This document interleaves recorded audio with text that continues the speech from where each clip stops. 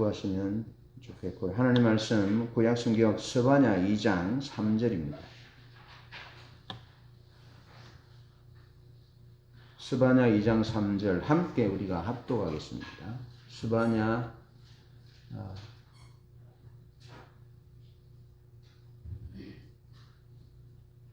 2장 3절 시작. 여호와의 규례를 지키는 세상의 모든 겸손한 자들아, 너희는 여호와를 찾으며 공의와 겸손을 구하라. 너희가 혹시 여호와의 분노의 날에 숨김을 얻으리라. 아멘. 오늘은 하나님을 찾을 때 필요한 요소들에 대한 말씀을 나누는데, 오늘은 그 마지막으로 겸손과 하나님을 찾는 것에 대해서 말씀을 함께 나눕니다. 하나님을 찾는 것과 관련하여 매우 중요한 요소 가운데 하나는 겸손입니다. 그래서 첫 번째로 왜 겸손이 중요하냐 하면, 겸손한 자들이 하나님을 찾습니다. 다른 말로 하면 겸손하지 않으면 하나님을 찾지 않는다라는 말이겠죠. 베드로전서 5장 5절에는 서로 겸손으로 허리를 동이라. 하나님은 교만한 자를 대적하시고 겸손한 자에게는 은혜를 주신다. 그렇게 말씀하고 있습니다. 하나님 앞에서 우리가 갖추어야 할, 하나님을 믿고 하나님을 따르고 하나님을 찾을 때 갖추어야 될 핵심이 겸손입니다. 하나님은 겸손한 자에게 은혜를 베푸셔서 그 삶이 형통하게 하시고, 그가 생각지도 못한 것들을 베풀어 주시고, 그런가 하면 교만한 자에게는 하나님이 대적하셔서 그가 원하는 바를 이루지 못할 뿐만 아니라 그가 이루어 놓은 모든 업적도 하루아침에 무너지게 된다는 겁니다. 대표적인 사람이 사울 왕이죠. 사울 왕은 처음에는 겸손했습니다. 그가 왕으로 부름을 받을 때는 부끄러워서 이제 바구니 뒤에 숨었습니다. 행구 사이에 숨어서 자기가 이스라엘의 왕이 되는 것, 왕으로 제비 뽑히는 것에 대해서 두려워하는 마음으로, 어찌 내 같은 자가 어떻게 제비 뽑혀서 왕이 된단 말이냐, 그렇게 했어요. 그런데 사울은 키가 다른 사람보다 목 하나만큼 더 큰 건장한 청년이었어요.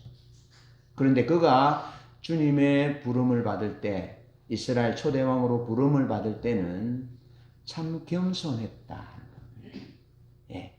겸손했는데, 어쩌면 어떻게 그가 하나님을 대적하고 하나님의 기름 부음 받은 자를 대적하고 충신 신하를, 사위인 다윗을 죽이려고 3,000명의 정예병을 동원해서 하나님의 백성들을 돌보도록 그 책무를 맡겨 주시면서 왕으로 세우셨는데, 그 책무를 다하려고 정예병을 동원하고 수고하기보다는 자기의 왕좌를 지키기 위해서 혼신의 힘을 다하는 그런 부끄러운 모습을 보여줍니다. 어떻게 그렇게 사람이 바뀔 수 있겠습니까? 그것은 그가 하나님을 찾지 않았기 때문에 그렇다는 겁니다. 여러분, 하나님은 하나님을 간절히 찾으면 만나 주신다 하셨잖아요. 그런데요, 우리가 하나님을 조금만 찾아도 하나님이 우리에게 오셔요. 말씀하셔요. 그래서 우리가 생각하는 것이, 우리가 행하고자 하는 것이 하나님의 기준에 맞지 않는 것을 하나님 바로 보이셔요. 바로 보이셔서 우리가 있어야 할 그곳에, 우리가 취해야 할 자세에서 벗어나지 않도록 하나님은 그렇게 하시는 거예요. 지금도 그렇게 하세요. 그래서 하나님이 우리를 심판하실 때 겉으로 드러난 것들만 심판하시는 것이 아니고 우리 속에 감추어두고 있는 우리 속의 의도를 하나님께서 심판의 기준으로 보신다는 거예요. 그래서 주님 말씀하시잖아요. 마음으로 미워한 것이 이미 살인한 것이다. 마음으로 업력을 품은 것이 이미 가늠한 것이다. 우리가 형제에 대해서 욕을 하잖아요. 악한 욕을 저주하잖아요. 그것은 마음에서 나온 것이기 때문에 우리가 심판을 받게 되고 지옥불에 들어가게 된다라고 주님께서 말씀하신 거죠. 그러니까 겸손한 마음과 하나님을 찾는 것은 밀접한 관련이 있다. 우리 마음이 겸손하면 하나님을 찾게 되어 있어요. 또 하나님을 찾으면 교만해지는 마음이 성령의 조명으로 비춰져서 겸손의 자리에 오게 되어 있습니다. 하나님을 찾으면. 그래서 하나님을 찾는 것이 핵심이라니까요. 하나님을 찾으면 우리 삶의 모든 것이 정상적인 자리로 돌아올 수 있도록 성령이 역사하십니다. 할렐루야. 그래서 하나님을 찾아야 됩니다. 그래서 사울이 죽이려고 하니까 거룩한 에봇을 입은 제사장을 85인이나 막 죽이하고 막 살인마가 되잖아요. 살인마가. 그러니까 하나님께서 사울의 집은 점점 약하여 가게 하고 다윗의 집은 점점 강하여 가게 했다. 점점 형통하게 했다. 점점. 그럼 다윗이 보여주는 것은 어떻습니까? 부당하게 자기 목숨 위협을 받습니다. 부당한 대우를 받습니다. 그런데도 그 사울이 하는 행위처럼 그렇게 대응하지 않고 겸손히 하나님 앞에 맡기죠. 하나님의 처분을 맡기죠. 압살롬이 자기를 죽이려 할 때 어떻게 합니까? 예? 신하들이 피해가고 또 시므이가 죽이려 하고 그럴 때 둬라. 하나님이 저렇게 허락한 것 아니냐. 자기 아들 압살롬이 죽이려 하니까 둬라. 하나님이 이 상황을 허락하신 것이라면 내가 어찌 돌이킬 수 있겠느냐. 그러면서 겸손히 벗은 발로 그냥 피난 가는. 하나님은 교만한 자를 대적하시고 하나님이 사울을 대적하니까 사울을 어떻게 이겨냅니까? 못 이겨냅니다. 점점 약해져가는. 마치 광야 이스라엘 백성들이 점점 그들이 쇠약해져가는 병에 걸려서 40년 광야 생활에 목숨이 다한 것처럼 하나님을 대적자로 하나님을 반대편에 둔 교만한 자는 승리할 수 없어요. 이길 수 없어요. 하나님 이길 자는 없습니다. 그러나 겸손한 자에게는 하나님이 은혜를 베푸신다 하는 겁니다. 서바나 2장 3절에 보면 서바나 시대는 영적으로 매우 타락한 시대였어요. 타락한 시대에 서바나 2장 3절에 여호와의 규례를 지키는 세상의 모든 겸손한 자들아 너희는 여호와를 찾으며 겸손한 자가 하나님을 찾을 수 있죠. 공의와 겸손을 구하라. 너희가 혹시 여호와의 분노의 날에 숨김을 얻으리라. 그렇게 말씀합니다. 타락의 근본 원인은 하나님을 찾지 않는 것입니다. 여러분, 이 마지막 유다의 마지막 왕은 이제 시드기야인데 시드기야가 예레미야에게 하나님의 뜻을 묻잖아요. 하나님의 뜻을 묻습니다. 그래서 하나님이 예레미야를 통해서 바벨론에 항복해라. 항복하면 성전도 왕궁도 왕도 백성들도 도륙당하지 않고 살게 될 것이다 하는데 시드기야는 예레미야 입으로 나오는 하나님의 말씀을 듣지 않습니다. 그리고 포로로 잡힌 유다인들을 두려워한 나머지 하나님의 말씀을 듣지 않고 끝까지 3년 가까이 대응하다가 눈이 뽑히고 죽임을 당하고 포로되어 가잖아요. 예. 그런데 이 스바냐의 예언에 영향을 입은 자가 요시야입니다.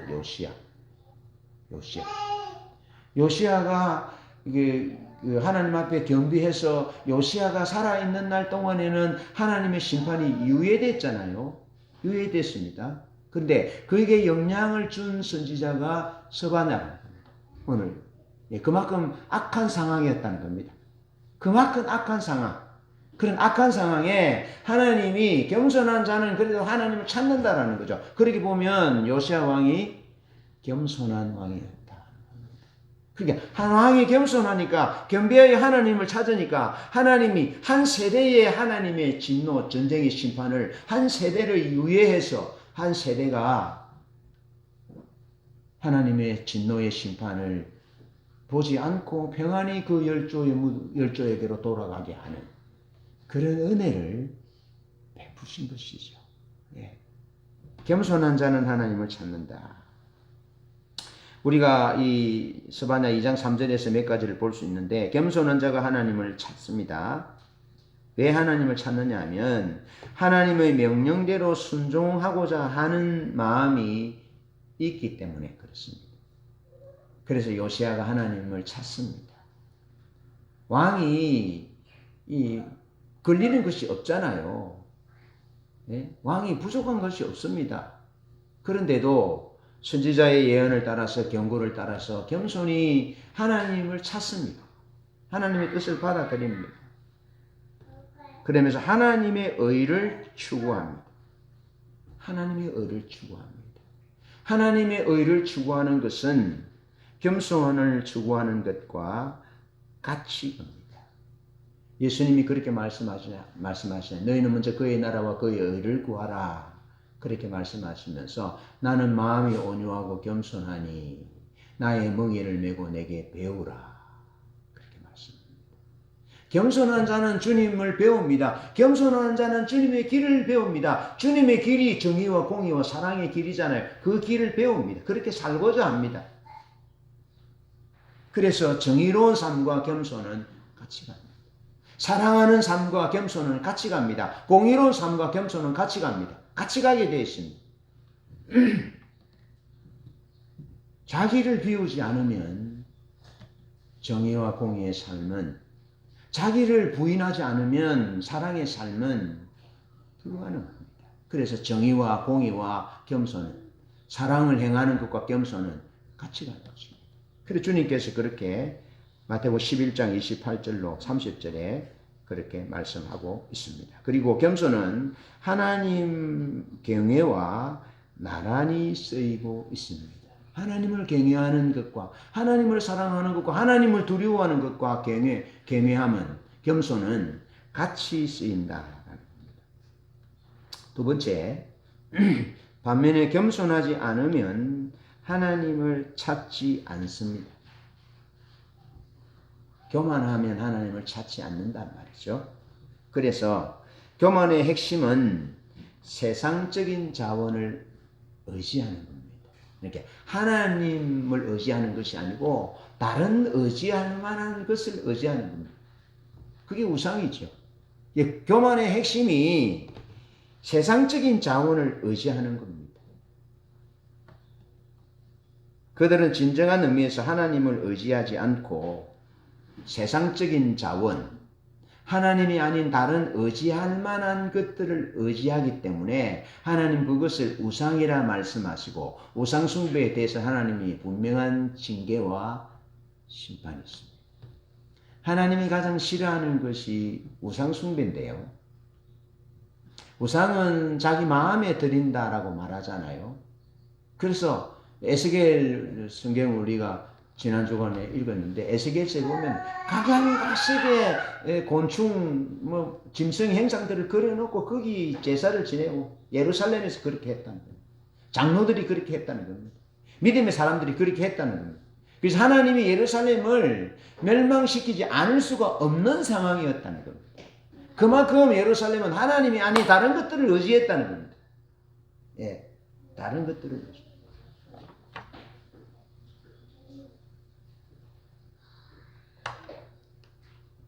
내가 내 아내가 있는데 이 여자를 만나고 저 여자를 만나고 그렇게 하면 내 아내와의 사랑은 없는 거죠. 사랑한다는 말과 반지를 사주고 꽃을 사주고 뭐 자동차를 사주고 뭐 집을 사주고 이런 건 아무 의미 없는 거죠. 의미가 없는 것입니다. 예.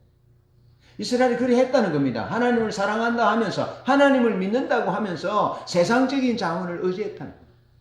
그런 자는 하나님을 찾지 않습니다. 여러분 지금 이스라엘이 그 헤즈볼라와 전쟁 중에 있습니다. 하마스와 전쟁이 있었고 또 후티 반군과 전쟁이 있습니다.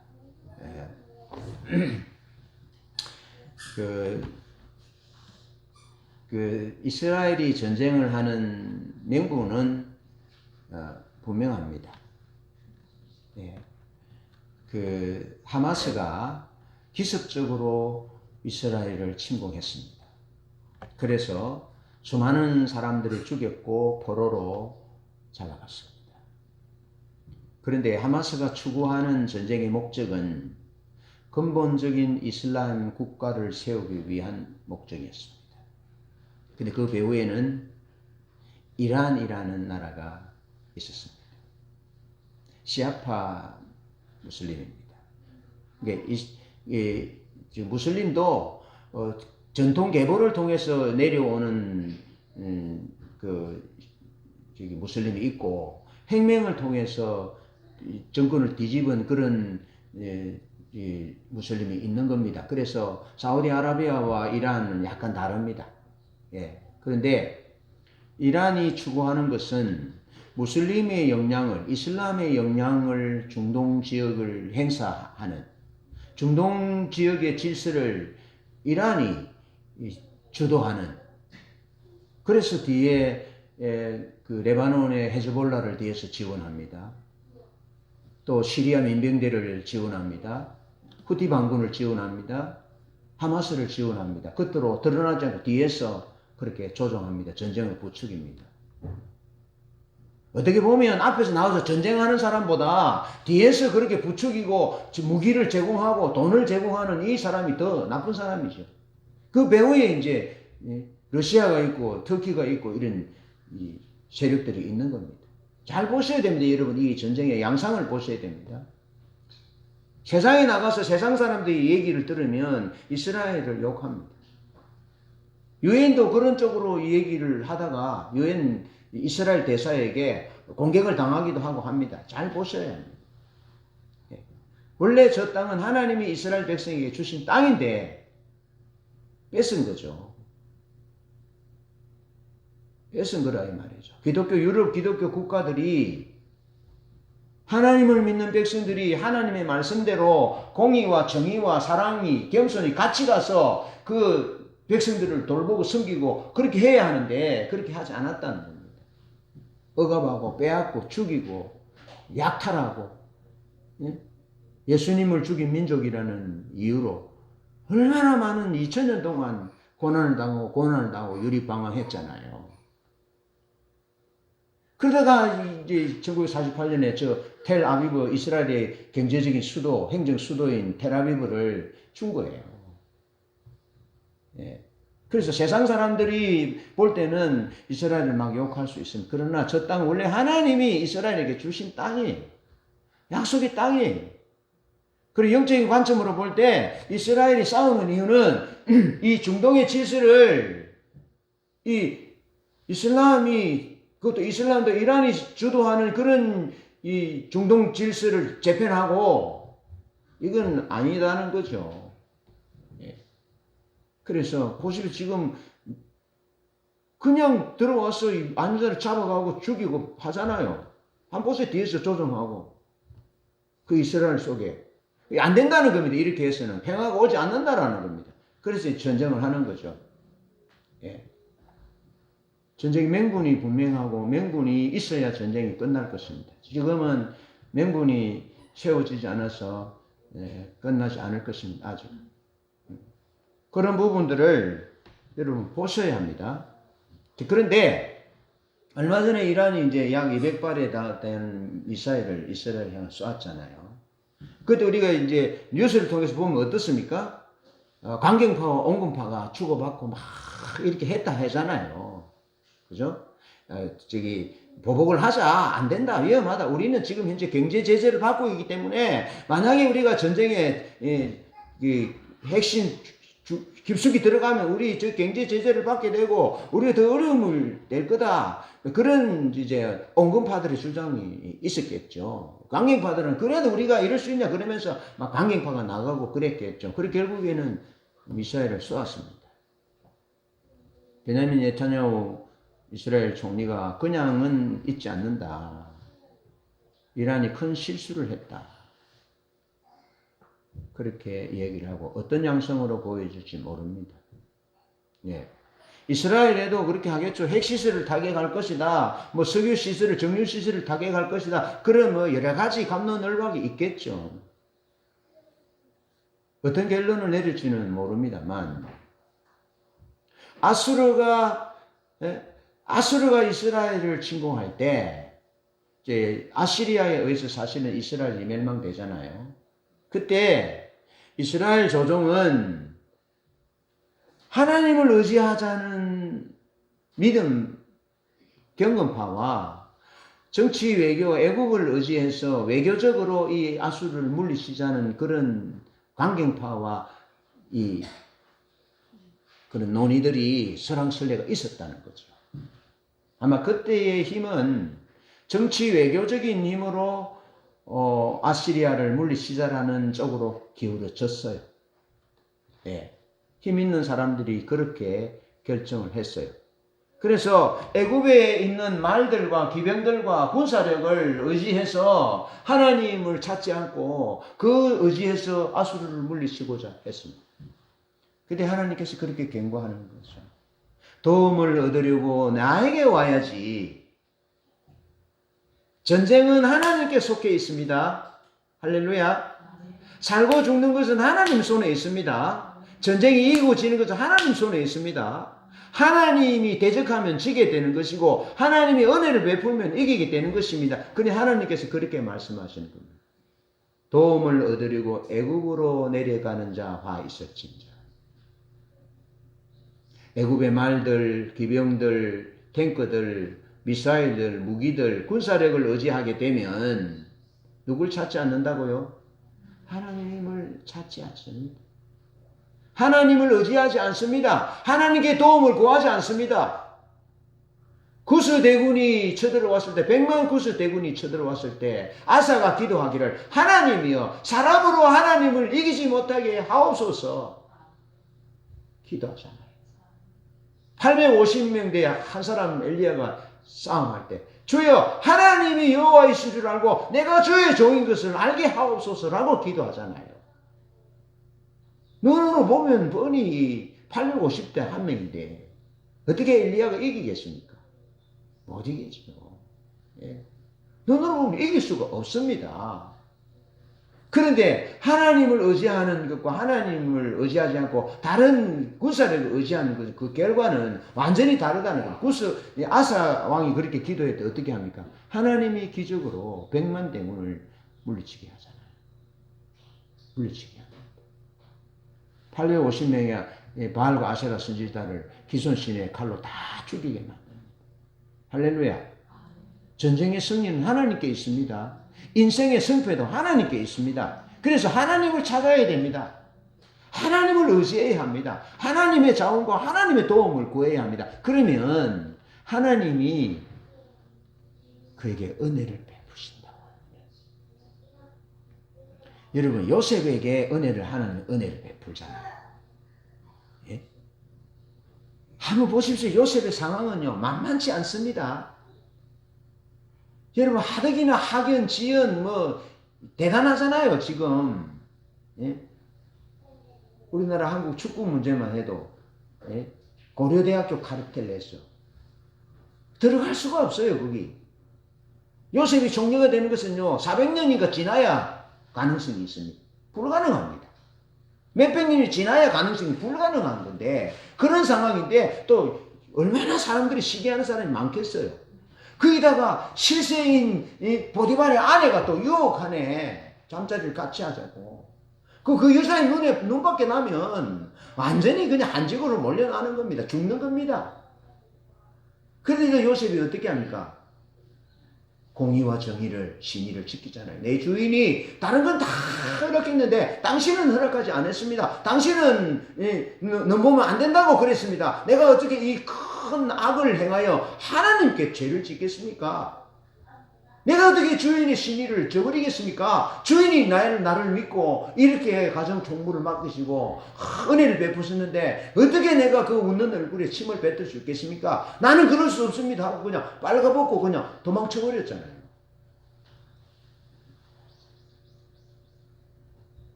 그 여시 같은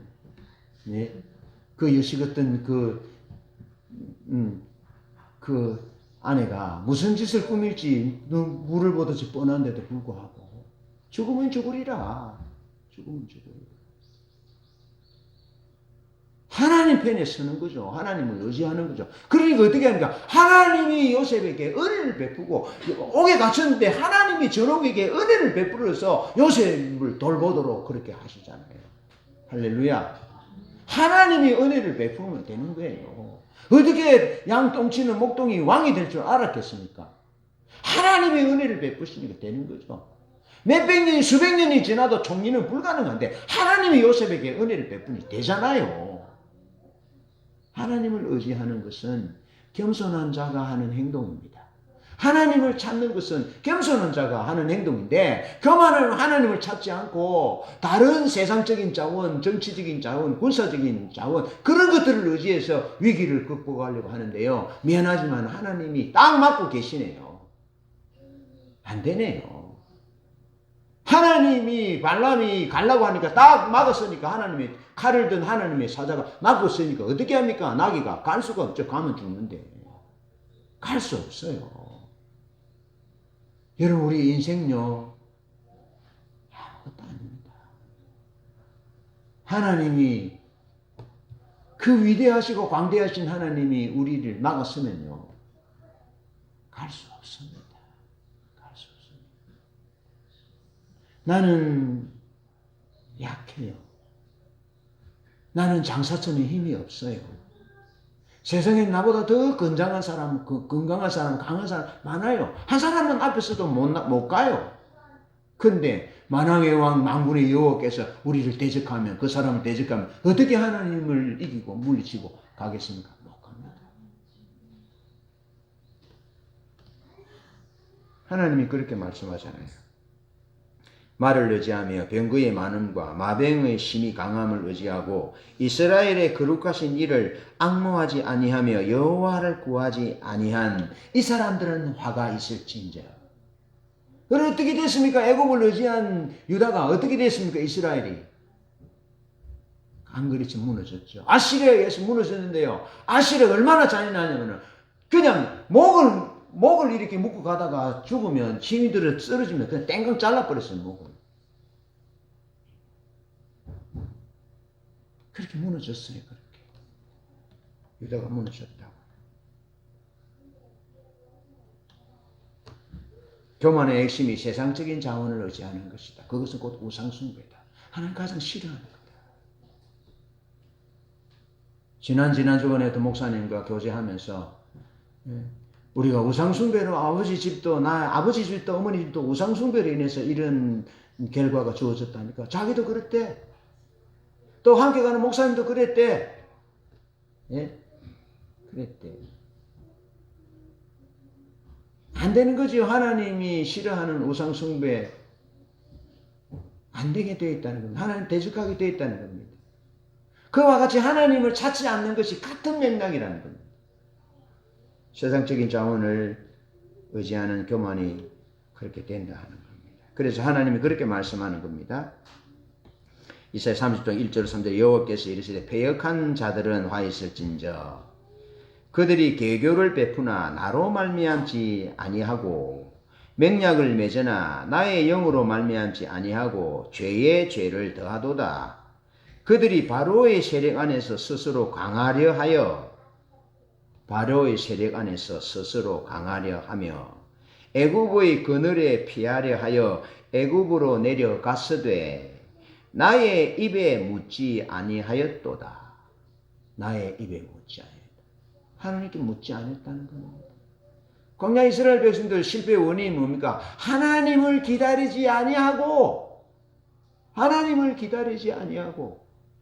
예레미야 시대에 거듭거듭되는 하나님의 경고가 무엇입니까? 하나님의 목소리를 청종하지 아니하고. 그래서 하나님이 계속 말씀하잖아요. 내 목소리를 청종하라. 내 목소리를 청종하라. 내 목소리를 청종하라. 하나님께 묻지도 않는데, 하나님을 찾지도 않는데 목소리를 기대하겠습니까? 멀리 가 있었던 거죠. 그래서 멸망합니다. 여기 패역한 자식들은 하이시 진짜 그러잖아요. 그러니까 아시리아에 멸망된 이스라엘이 패역했다는 겁니다. 근데 이 패역이라는 단어를 신명기 21장 18절로 21절에 그렇게 말합니다. 이사야 1장 2절에는 구유는 낙이는 주인의 구유를 알고, 주인을 알고, 주인의 구유를 아는데 내 백성은 알지 못한다 하는 때에 패역한 백성이라는 겁니다. 그 패역한 이 단어가 사용될 때 신명기 21장 18절에 아버지의 말을 듣지 않는 자식을 패역한 자식이라고 하는 거예요. 아버지 엄마의 말을 듣지 않는 자식을 패역한 자식이라고 그러는데, 이 패역한 자식에 대해서 어떻게 하냐면 아버지가 이 자식은 두면 하나님의 사회를 문란시키겠다. 여러분 얼마 전에 유승준 씨 알죠? 가수 유승준 씨. 유승준 씨 우리나라 못 들어오게 비자를 안 줬습니다. 유승준 씨가 크리스찬인데요. 군 기피로 미국 시민권을 얻고는 20년 됐습니다. 그런데 대법원에서도 유승준 씨가 혐의가 없다 이제 이겼어요. 다 이겼는데도 비자를 안 주는 겁니다. 왜 안 주냐면 한국에 와가지고 사회에 손해를 끼칠 가능성이 있다 해가지고 안 줬습니다. 안 줬어요. 그러니까 아버지의 말을 듣지 않는 이 자식은 패역한 자식인데, 아버지의 말을 안 듣는다는 말은 아버지가 뭘 근거로 해가지고 이 아들을 훈계하겠습니까? 하나님의 말씀을 근거에 훈계하겠잖아요. 그럼 하나님 말씀을 안 듣는 이 자식은 어떻게 됩니까? 사회에 불이익과 문제를 일으킨 소지가 있죠.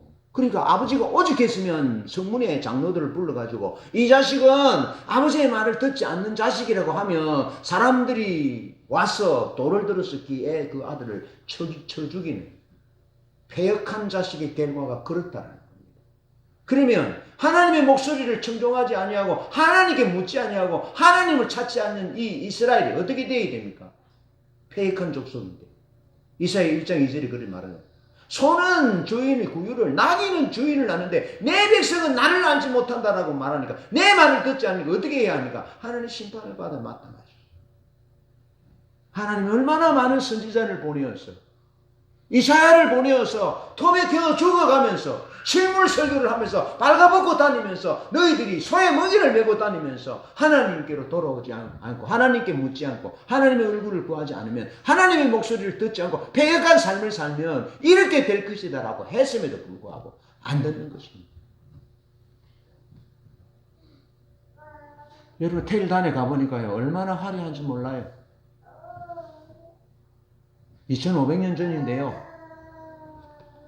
예? 2700년 전이죠. 얼마나 거기 화려한지. 그 북이스라엘의 수도예요. 사마리아. 대단합니다. 거기 대단한데 다 무너졌어요. 여로보암 2세 때는 경제적으로 얼마나 부강했습니까? 근데 우상을 만들고 하나님을 찾지 않으니까 무너졌어요. 패역한 나라. 완전히 없어져 버렸어요. 완전히 없어져 버렸다니까요. 북이스라엘은. 하나님을 찾지 않는, 하나님이 교만한 자를 대적하시는데 하나님이 대적하면 완전히 없어져 버린다니까.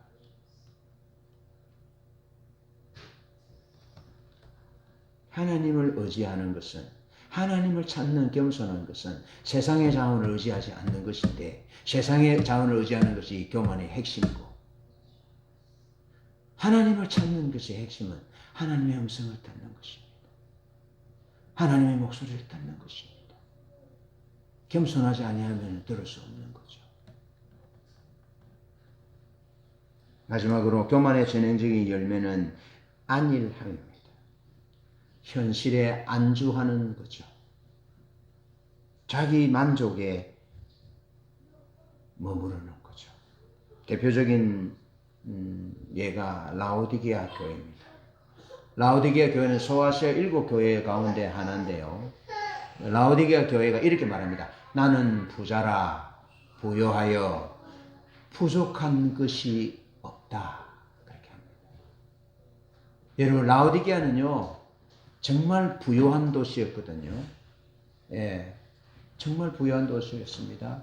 온천이 나서요 관광객들이 몰려들고, 그러니까 상업이 발달하고, 그러니까 얼마나 많이 돈이 많았는지 모르는데, 그래서 그들이 나는 부자라, 나는 부요하여 부족한 것이 없다라고 말하는데, 주님이 뭐라 말씀하셨냐면 너의 가련한 것과 눈먼 것과 벌거벗은 것을 알지 못하는도다 라고 말씀하시면서 7교회 가운데 칭찬이 단 한마디도 없는 교회가 라오디게아 교회. 예. 안일함에 빠져있는, 이만하면 됐다라는 거. 예, 이만하면 됐다. 안일함이 세상적인 자원을 의지하는 교만의 열매이기 때문에 하나님이 안일한 자들을 심판하시는 것입니다. 여러분, 스바나 1장 12절에 보면 그때 내가 예루살렘에서 찌꺼기 같이 가라앉아서 마음속에 스스로 이르기를 여호와께서 복도 내리지 아니하시며 화도 내리지 아니하시리라 하는 자들을 등불로 두루 찾아 벌하리니 그랬습니다. 여러분, 예루살렘 사람들은 하나님의 실제에 대해서 믿지 않았어요. 진지하게 생각하지 않았어요. 하나님의 존재, 실제 하시는 하나님의 존재를 의식하지 않았어요. 예루살렘 사람들이. 예루살렘에는 뭐가 있습니까? 예루살렘 성전이 있습니다. 제사가 드려지고 있습니다. 그런데도 하나님의 실제에 대해서 생각하지 않았고, 환경이 하나님의 진노와 심판이 하나님의 경고로 좋지 않은 일들이 자꾸 사건들이 일어납니다. 지진도 일어나고 그렇습니다. 그리고 예언자들이 나타나서 하나님께로 돌아오라고, 하나님의 목소리를 청종하라고, 하나님 찾으라고 하는데도 불구하고 하나님의 실제에 대해서, 존재에 대해서 생각하지 않았다는 것입니다. 아시겠죠? 그랬다는 것입니다. 그러니까 하나님께서 뭐라 그러냐면 예루살렘인을 찌꺼기다. 예루살렘은 찌꺼기같이 가라앉았다. 그렇게 말씀하는 겁니다. 안일한 자들을 찌꺼기로 표현하고 있다는 겁니다. 그만큼 그들은 하나님의 나라에서 아무런 쓸모가 없는 자들이라는 겁니다. 여러분, 찌꺼기가 왜 필요 없느냐 하면요, 포도주가, 여러분, 와인이 고급 와인을 하나 다 샀는데 거기 밑에 찌꺼기가 가라앉았어.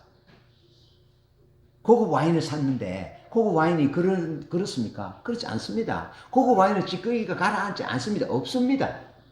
그러면 찌꺼기가 가라앉았는데 만약에 이 찌꺼기 때문에 이 와인을 쓰려고 할 때 성찬식을 하려고 하는데 이 찌꺼기 때문에 이 와인이 어떻게 되겠습니까? 전체의 가치가 성찬식을 할 수 없는 가치 없게 만드는 겁니다. 이 찌꺼기 때문에. 아시겠죠? 그게 예루살렘이 그랬다는 겁니다. 하나님을 찾지 않으니까, 하나님의 실제하는 것에 대한 의식도 없고, 하나님의 경고에 대해서도 듣지 않고, 하나님의 예언자에 대한 경고와 자연 환경을 통해서 경고하는 그 하나님의 경고에 대해서도 듣지 않으니까 하나님이 예루살렘을 찌꺼기 같다라고 표현합니다. 그 예루살렘은 왜 그러느냐? 안일함에 빠졌다는 겁니다. 알겠죠? 에돔 족족들이 페트라 보면 다 높거든요. 그래서 에돔 족속이 그 높은 곳에 집을 짓고 누가 우리를 여기서 끄집어내랴 하는 교만한 것에 대해서 하나님이 경고하신 것처럼 아니란 자들이 그렇다면 우리에는 돈이 많고 부족한 것이 많고 힘도 있고 안전하니까 하나님 같은 게 필요 없다라는 겁니다. 그것을 하나님은 예루살렘을 찌꺼기 같다라고 말하는 거예요. 찌꺼기는 전체를 버리잖아요. 전체를 버리는 겁니다. 여러분 아무리 향수를 많이 뿌린들 뭐합니까? 똥이 한 방울 떨어지면 지독한 냄새가 나는데 지금 예루살렘이 그렇다는 겁니다. 찌꺼기라는 겁니다. 그러니까 하나님이 그냥 두지 않겠다라는 겁니다. 그래서 요시아가 종교개혁을 일으킵니다. 역량으로. 근데 그 이후 백성들은 듣지 못합니다. 그런 얘기를 듣지 못합니다. 그들은 하나님께서 복을 내리실 것도 심판을 내리실 것도 믿지 않습니다. 하나님이 복을 내리는 것이 아니고 자기들의 힘으로 지금 현대 진보 사상을 가진 자들이 자기들의 힘으로 과학 기술의 힘으로 파라다이스를 만들 수 있다는 거죠. 하나님 없는 것입니다. 하나님의 심판도 없는 것입니다. 그러니까 정적들을 자기 라이벌 되는 사람들을 하겠죠. 근래에 얼마나 괜찮은 사람들이 없어졌잖아요. 하나님만 아십니다. 사람들은 모릅니다. 그런데 하나님이 심판하지 않으니까 자기들이 마음대로 제거하는 겁니다. 자기 목적을 위해서. 그것이 하나님 없는 하나님의 실제를 인정하지 않는 자들의 삶의 행복입니다.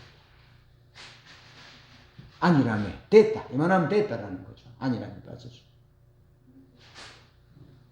페트라 주석은 그들이 실제로 하나님 인정하지 않는 자들인데 페트라의 주석은 무릇 찌꺼기 같이 가라앉아서는 예레미야도 사용한 적이 있는 속담투의 표현이다.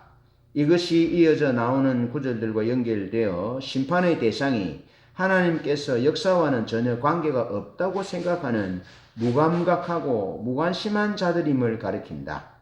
그들은 포도주에 가라앉은 찌꺼기와 같아서 그냥 내버려 둘 경우 질 좋은 포도주를 나쁘게 만드는 역할을 하게 된다. 이러한 방관자들은 하나님께서 세상을 지배하시고 간섭하신다는 섭리 자체를 부정하고 하나님은 자신들의 생활과는 전혀 무관한 존재라고 무시하기까지 한다. 그렇기 때문에 하나님은 안일한 자를 심판하십니다.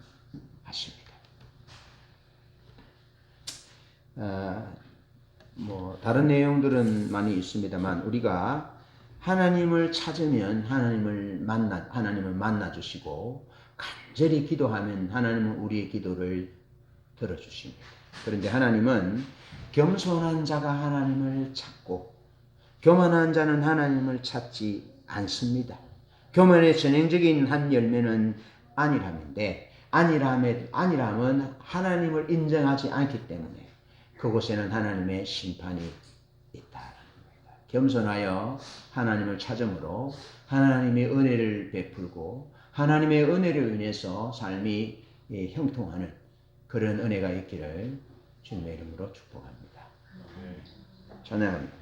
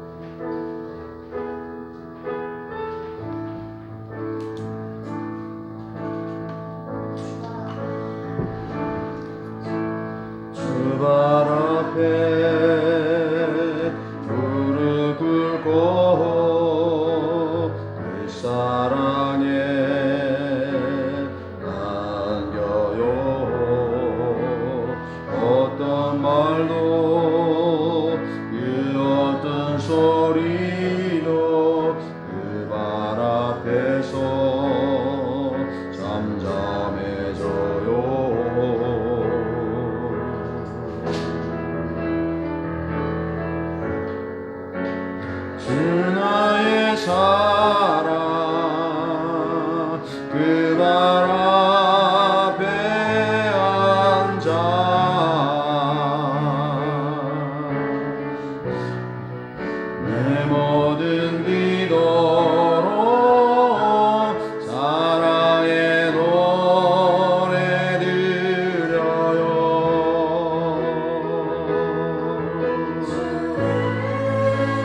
저런